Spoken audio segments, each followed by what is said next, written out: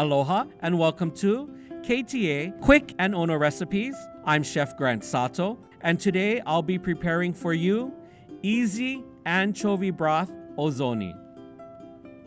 Heat a dry sauté pan on medium heat. Add in the anchovies and sauté for 2 minutes. Place the sautéed anchovies, dashi konbu, and water into a medium-sized pot and quickly bring to a boil.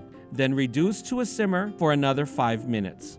Strain the anchovy broth into a medium-sized pot on medium heat and season with salt to taste. Add in the shiitake mushrooms, mizuna, and kamaboko and simmer for 2 minutes. Add in the thinly sliced mochi and simmer for another minute. Serve this dish hot. For this recipe and more, please visit KTA Superstores.com/recipes.